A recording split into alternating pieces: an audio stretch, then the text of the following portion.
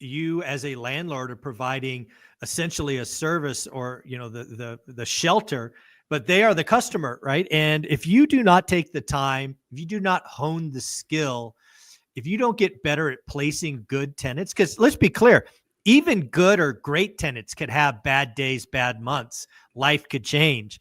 You don't need to add to the risk, the cost, the stress by putting in a marginal tenant. And I've always said this, and I'll say it again here. I will keep a unit vacant before I take a marginal tenant. Alrighty, folks, it is my pleasure to bring on someone who has 20 plus years of real estate investing. He's actually generated 7 rules for successful real estate investing. We're going to go through all 7 rules. But before we do that, we've got to learn a little bit more about Mike, his background, how he got started, and all of that. Mike, thank you for being here. Hey, thanks for having me. It really is a pleasure. I've been following you for so many years, read the book, and I watched the YouTube videos. So thank you for having me. Looking forward to sharing my story and hopefully helping out some folks with all the mistakes, and there are plenty that I've made. So I started in radio broadcasting in the 90s and worked for Les Smith, who started Ticketmasters, and I was a music DJ for a long time. And then I worked for Van Halen in Portland. They owned the station that I worked at for a while. And then I got into talk radio and was introduced to the Men Are From Mars, Women Are From Venus guy, John Gray, and also Michael Nigerian, who was my mentor for many years. They had traveled the world in the 90s because that book was so successful. They had 2 DC-10s, believe it or not, traveling around doing seminars. Wow. And they partnered up with a lot of the personal gurus of that time. And so when we started the radio show, we got to interview these guys, Wayne Dyer, Deepak Chopra, Marianne Williams. One of them was a guy you might have heard of before called Robert Kiyosaki.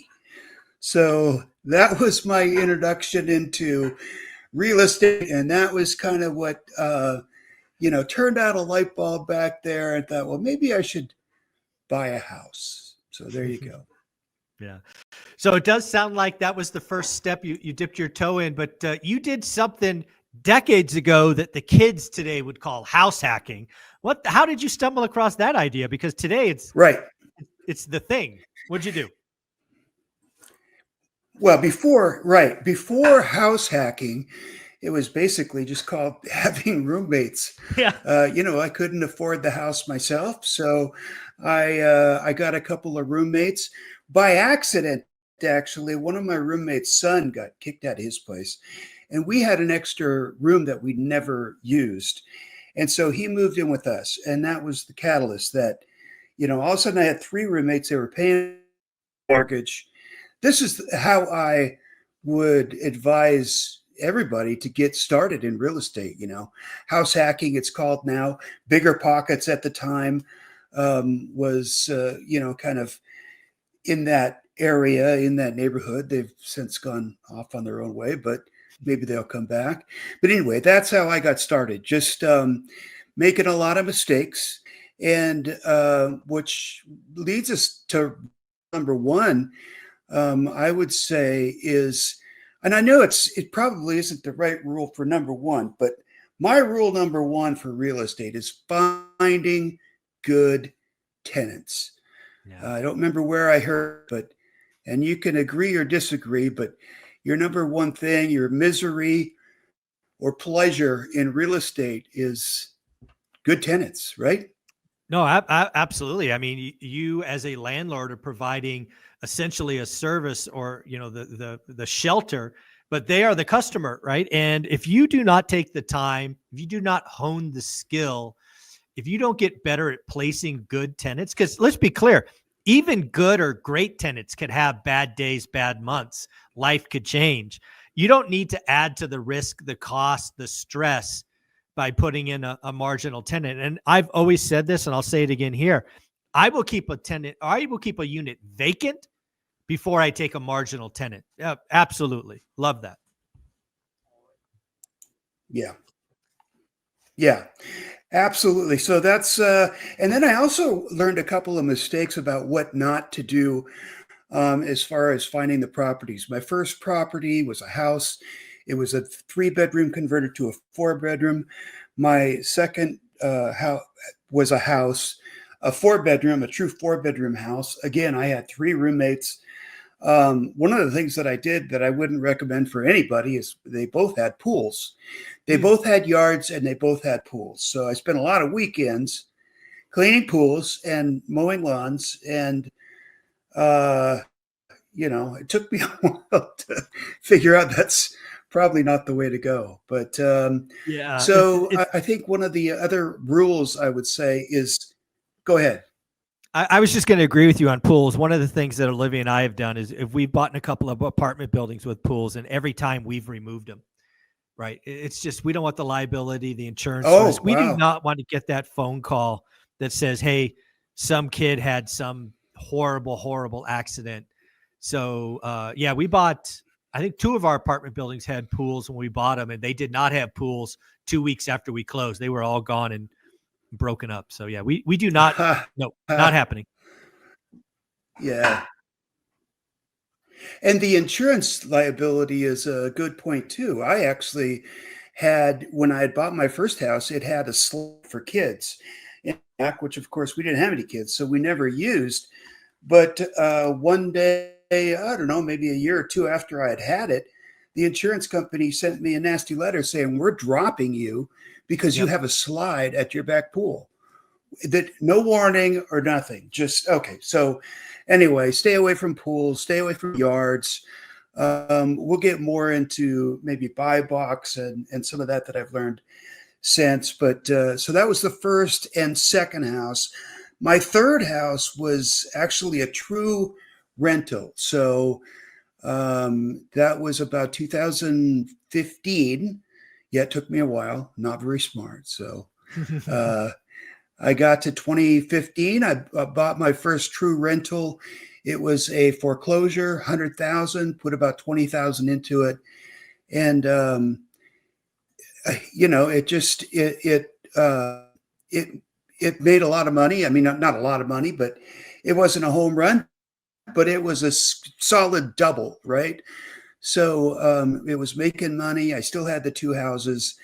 And so that third rule, I guess, would be somewhere in the lines of make sure you understand neighborhoods, Mm. tenants, what you're looking for in a property.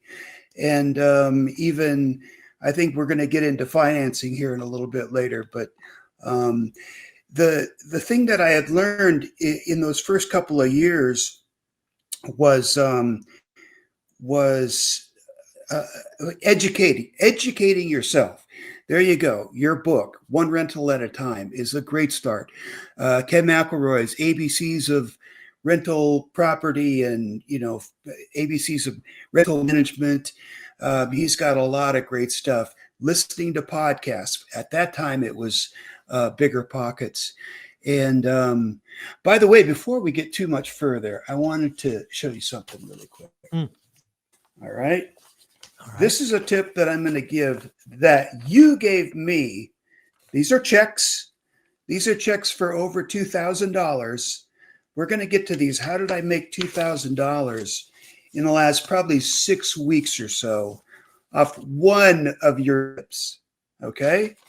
So we'll cover that. I like it. So I guess as I was saying, is after my third property, a real true rental, at some point a light went off that my first properties were the houses with the multiple roommates, right? And so what I figured out was, look, it's almost like having a fourplex. I had 4 people, including myself, when I'm living there. Why don't I just buy a fourplex? And so again, as part of like the education rule, one of the things that I learned over the years, I said I worked for John Gray, the Men Are From Mars guy. When I got done working with John Gray, I actually had the good fortune to go to work for Kim Commando, which Kim is a nationally syndicated radio show host, over 400 radio stations nationwide. I worked for Kim for 18 years, vice president of production for Kim. And one of the things that she talked about over and over, well, besides the entrepreneurship bug that I got from her, was go to the big dog. Who's the big dog? Find out what they're doing. We'll do what they're doing instead of trying to reinvent the wheel, right? So on that fourth property, again, I decided to buy a fourplex. And I went and found the big dog who was selling the most fourplexes in Phoenix. How do you buy them? That time, the thing about fourplexes that I think you've talked about on your show that a lot of people don't get is the financing. Financing on a fourplex is the same financing for an FHA loan, right? So I don't know. You have anything to add there about financing and fourplexes and multifamily and that No, sort I of think thing? I think a lot of people fail to realize that 4 units and below are residential. They allow 30-year fixed rate financing. They actually made a change. I think it was last year. It might have been the year before. Time flies, where they don't even have the sustainability rule anymore, right? Sustainability rule basically said at the time, if, would the units survive without you there? That's now gone. So you can get into fourplexes in most of the country with 5% down FHA financing. And if you tie that together amazing. with house hacking, it's like a cheat code. Like if I was 21, 22, 23, didn't have responsibilities, didn't have a kid, my first purchase would be a fourplex. It wouldn't be a house. Yep. It'd be a fourplex every day of the week. There's no question. The first thing I would buy is a fourplex. Absolutely. Well, I know that you've been looking in Vegas, and speaking about buying, you had this buying Vegas thing, and I was kind of wondering if you could give us an update on where that's gone and are you still looking for a property in Vegas? Yeah. So buying Vegas was a mission that I wanted to basically highlight for folks. Hey, how does this one rental at a time guy go about establishing a new buy box from scratch? I dumped 10 grand into the first 6 episodes, basically laying the land and all of that. And we were getting ready to, or we are. So the step B to buying Vegas was go see properties, go look through them, kick rocks, write offers, all of those things. But what transpired the 3 weeks that I tried to make that happen is it's basically because I don't have any employees.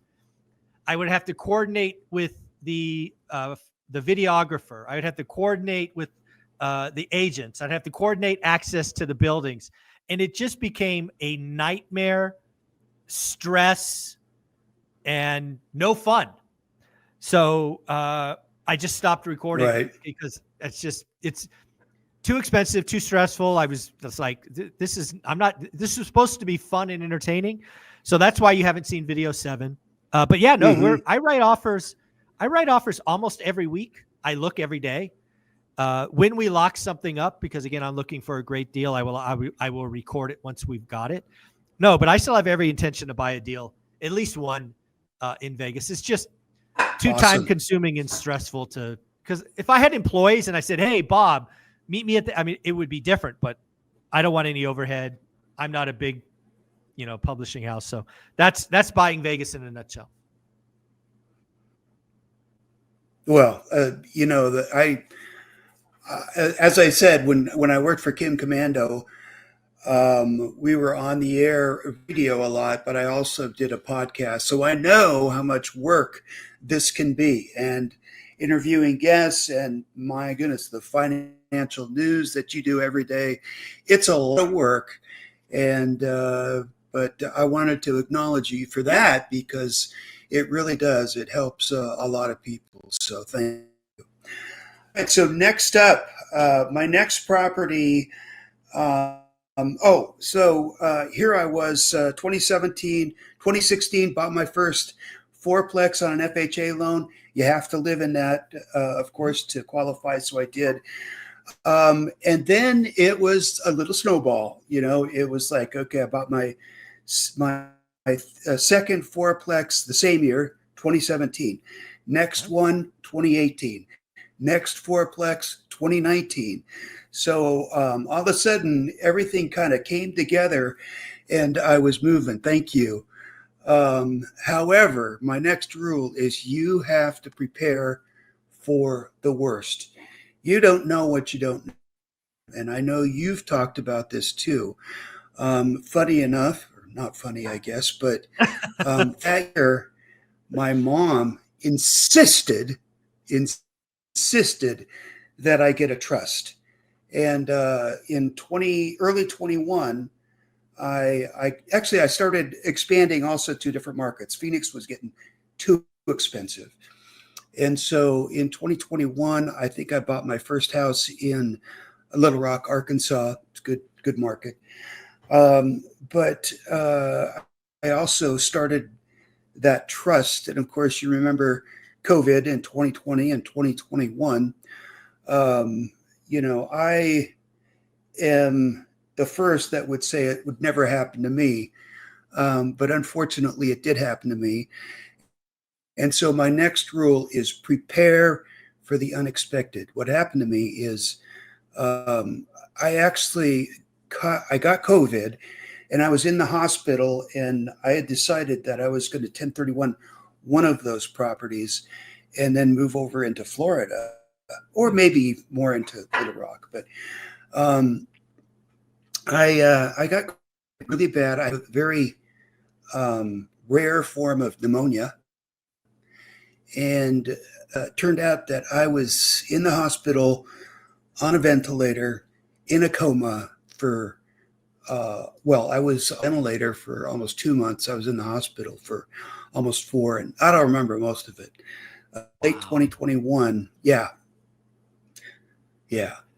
So one of the things that I tell everybody is the night that I nearly died, they took me in an ambulance to the hospital, and they wheeled me into the emergency room. And by that time I was on the oxygen, so I really knew what was going on.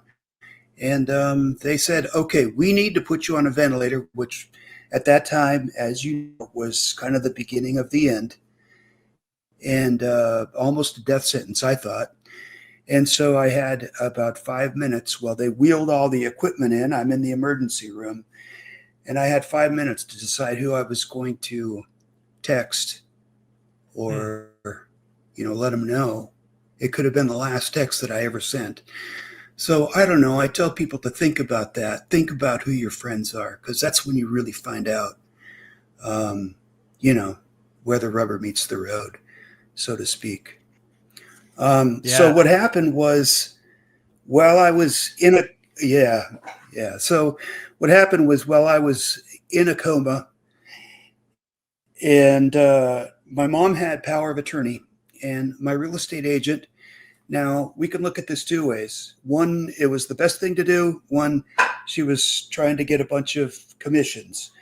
But for one reason or another, she sold all 3 of my fourplexes on that one street in Phoenix.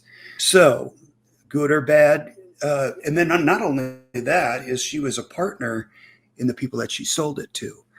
So you could,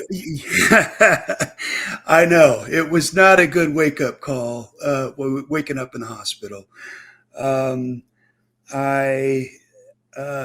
Again, you get it both ways, because I was given a 5% chance of surviving.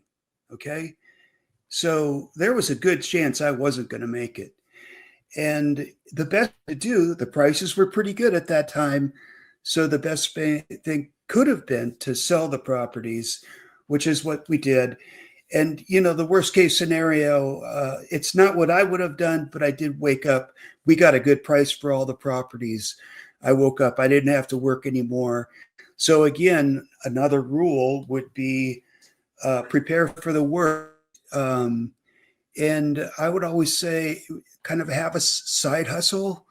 Real estate was my side hustle and hobby. Okay. Because I love doing this just like you do. So, anyway, that's what happened, good or bad. I was forced to retire. I travel the world. I know, tough life, right? But yeah, so that's where I am now. uh, I kind of retired, and I'm still looking at properties. I still have, well, I bought a fourplex in Arkansas, which turned into a disaster. We can talk about that if you want, but I got another house, and it's a learning process. No matter how long you've been in it, it's a learning process. But the final tip that I have, unless you want to talk about that for a sec. No, let's go through the tips, and I've been taking some notes on some follow-up questions, but let's round out the 7, and then we'll get into some just basic Q&A.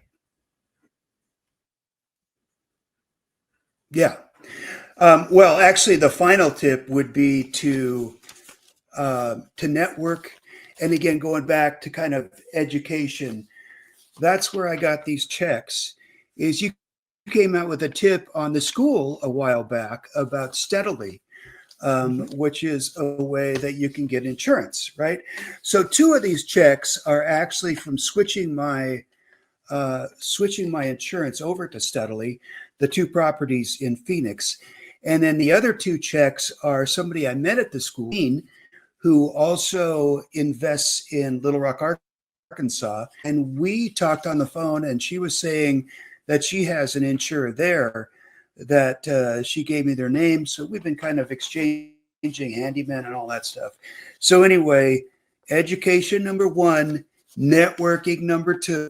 It does turn out okay. This is a little over $2,000 in checks that it saved me. So, well, again, that doesn't suck. No problem. So again, folks, if you don't know what Steadily is, they're basically an online insurance just for landlords. They are focused. I've had well over 100 folks reach out to them via my link in ORaaT. And it's about 50-50. About 50% of people save money and switch. The other 50 is like, nope, I'm going to stay put. And that is okay. It's not going to work for everyone. But when it does work, you can save significant dollars. And that savings is year after year after year. So if you are a part of school, or if you're a part of One Rental at a Time family, you should at least take a property and go price it. See what happens. You might save thousands of dollars. And then networking. Yep. I love the fact that in school, we just added the map feature, right? I paid a little bit extra money to a third-party company to put in this map feature. You have to go from your desktop, but if you go on the desktop version, you can click on a map and see where people are, and it facilitates networking. Now, it's not a requirement. You don't have to do it. In fact, you have to add yourself manually. But yeah, I added myself. Please, folks, don't put in your home address. Don't be silly. Put in a Starbucks, put in a McDonald's, something close by, just so people can say, hey, so-and-so's in my area. And then you can start networking, and you could save on insurance or handyman or any of that. So let me go through the 6 or the 7 rules real quick, and then I'll go through some follow-up. Absolutely. Couldn't agree more. Here we go. It's worked for me, not only the school, but just overall networking. What I did, when I started was ASREA, which is the Arizona Real Estate Investors Association. I started there. Bigger Pockets was a big one for me, listening to their podcasts. And of course, as I mentioned, Ken McElroy's books. Anything I could get my hands on or listen to, that's what I wanted to do. There you go. So let's just close on the 7 rules, and then we'll get into some Q&A because I have some questions about this history. So rule number 1, screen your tenants. Rule number 2, educate yourself on finding the right property and the right tenants. Rule number 3, run the numbers. Cash flow is king. Rule number 4, maintain your properties. Proactive management, AKA don't be a slumlord. Rule number 5, build reserves and prepare for the unexpected. Rule number 6, understand financing and leverage.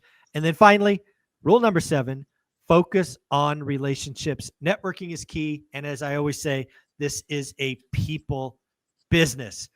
Any closing thoughts on the 7, Mike, before I ask you some follow-ups?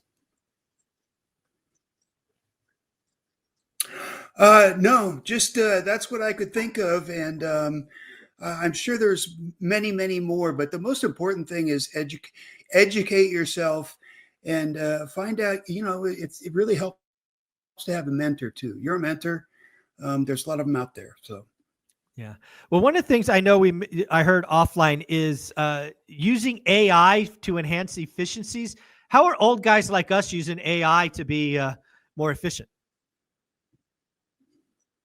have you used AI, Michael, I've used AI with some writing at and some all? note taking. Yeah, a little bit. Uh-huh. Okay, so yeah, if you haven't at least tried like ChatGPT, there are several, Anthropic and Perplexity, and Microsoft has one. But if you haven't at least played around with AI and the power that it will bring you, um, it's just something that I absolutely believe you should. For example, I was, this is the time of the year where you can compare insurance policy, health insurance. So Mhm. I would get these, 4, 5, 7 page letters on this insurance policy versus that one. And basically, what I could do is I could upload them into ChatGPT, tell me which is the best one for me. It would spit it right back out. Here's another one. I was looking at another house, a property in Little Rock, Arkansas, where they sent me the trailing 12 months of rents. They sent me the current lease. And what I did was I uploaded the lease and the current rents into, I think it was ChatGPT, and said, "Hey, tell me, is this a good investment? What do I need to watch out for?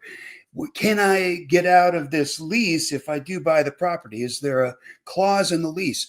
So, or even for example, your lease for your home, you can upload it into one of these, and it will go through and find any um, grammatical errors, if nothing else.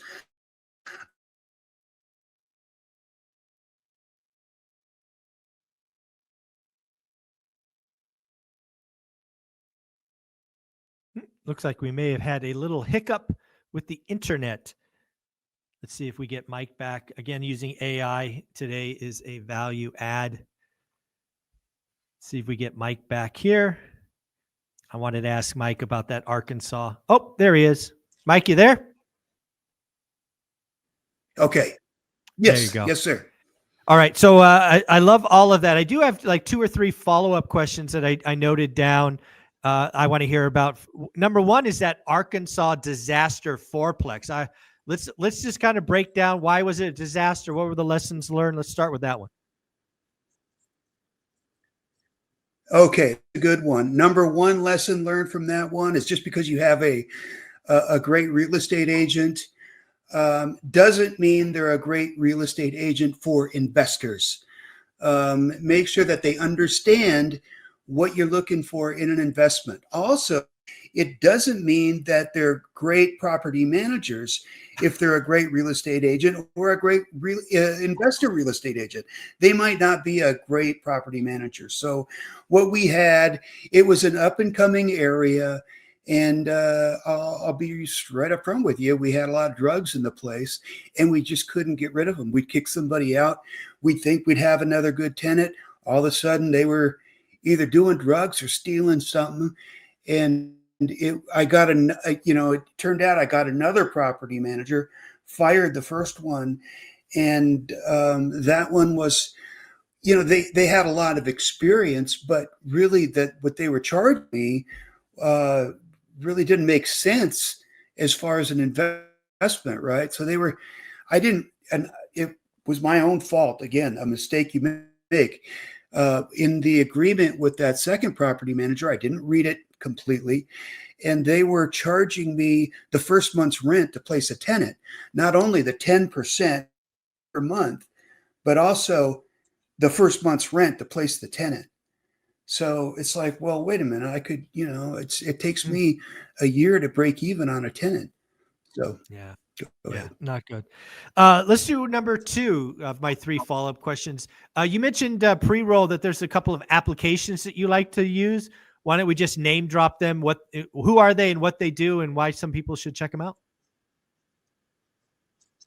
Well, again, going back to one of the lessons that I learned when I got really sick is what a hassle for my mom and my family to figure out who was paying what rent, where it came from, how they paid, what they paid.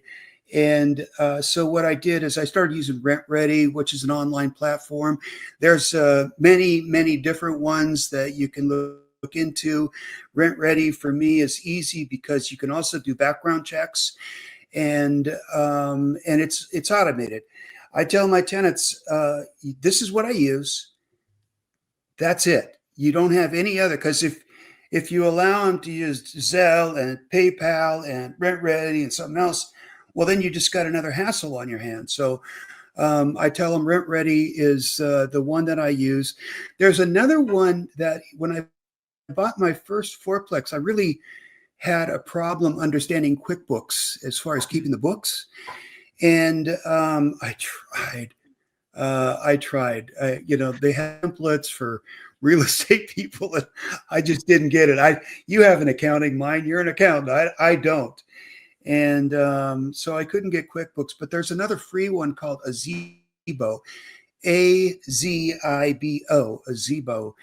and it connects with your bank account, and then you reconcile all the records every month or whenever you get around to it. Takes them right out of your bank account, and you can assign rent to a property. And for me, it's very, very simple, very, very basic. At the end of the year, you just run a spreadsheet and you're done for Yeah, love the that. taxes. Third and final follow-up. Obviously, I'm a huge believer in what Steadily brings to the mom and pop landlords. Again, it doesn't work for everyone, but when it does work, they save some money. I just want you to highlight, since you've been through the process. So you hear about Steadily, you give them a shot. Talk about the process from getting the quote to closing. Just paint the vision for folks. Is it easy? Is it streamlined? How were they to deal with? Absolutely, very easy to deal with. Again, using AI, I took their PDF document on what they could cover me for, and the PDF document of the policy that I had, uploaded them both for all the properties and said, compare the properties, give me the best deal. And it turned out that my two properties in Phoenix, they gave me a great price on, saved me a bunch of money. And then two properties in Little Rock, they couldn't compete with the insurance person that the school lady gave me. So I got those other policies from a different local provider in Yeah. Little Rock. So, but yeah, very, very easy.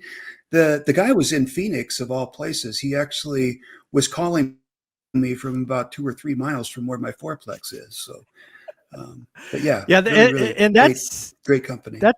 that's about the average I see. Actually, I didn't know that going into this, but it's about 50-50. Steadily will be cheaper for some and not for others. So it's funny. They were cheaper in Phoenix, not in Arkansas. I have no idea how insurance works. I just know, according to Lance Lambert from Resi Club, I think it was 38% of folks said that insurance was the biggest increase or biggest expense in 2024. So if you have policies, you'd be a fool not to at least get a quote. I'll put the link below so they track it and figure out how ORaaT is helping them. Mike, give us your closing thoughts, and where can people follow your story if they want to reach out? Well, first off, again, thank you for all your leadership and your mentorship and the tips. Two more tips that I forgot to recognize. One was on, I think it was like a January beginning of the year tip. Was you said that why not take like 2% of your investments and put it in crypto, right? Bitcoin, which made a lot of sense to me. So I actually did that. I put some in Dogecoin, which has been going bananas, and of course Bitcoin, which has been going really well as well. But also that whole thank you, the idea of a buy box. You've got to have a buy box. You've got to look every day. So thank you for that. As far as following me, I'm not really a social media guy.